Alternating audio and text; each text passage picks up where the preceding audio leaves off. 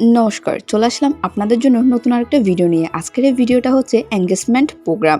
সকালবেলা কালী মন্দিরে এসেছিলাম এবং মায়ের দর্শন করে এখন চলে যাচ্ছি সাজার জন্য। এতদিন ধরে আমি সকলের কিন্তু বিয়ে, এনগেজমেন্ট সব কিছুই খেয়েছি, বাট আজকে আমার এনগেজমেন্ট, তাই সেক্ষেত্রে এখন সাজুগুজু করতে হবে। তাই আমি আর আমার ফ্রেন্ড মিলে বাসা থেকে একটা রিক্সা নিয়ে আমরা এখন চলে যাচ্ছি বিউটি পার্লারে। এত সুন্দর একটা ভিউ এবং রোডের মধ্যে যাওয়া, সেই ফিলিংসটা কিন্তু অন্যরকম। এর মধ্যে কিন্তু আমরা চলে এসেছি আমাদের বিউটি পার্লারে।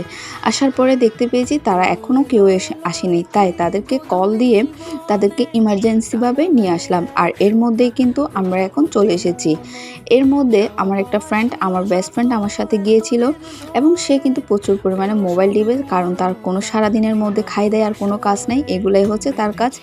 এর ঘন্টা দুয়েক পর আমি রেডি হয়ে এবং আমরা সকল ফ্যামিলি মেম্বাররা একটা গাড়ি করে আমরা চলে যাচ্ছিলাম। আসলেই আমি কিন্তু নিজেকেও এখনও চিনতে পারছি না আমি সেই কাকন, কারণ আমার লুকটা পুরোপুরি চেঞ্জ করে দিয়েছে।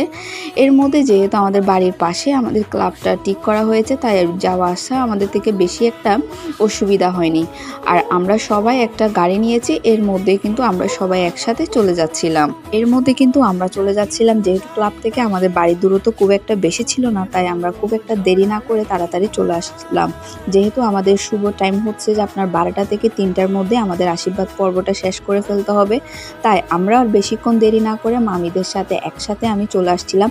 আর আমার এই শাড়ি পরার এক্সপিরিয়েন্সটা খুব বাজে ছিল, কারণ এই ফার্স্ট টাইম আমি মনে হয় এভাবে সেজে গুজে এভাবে শাড়ি পরে এসেছিলাম। আর শাড়ি ধরতে ধরতে পুরো আমার অবস্থা শেষ।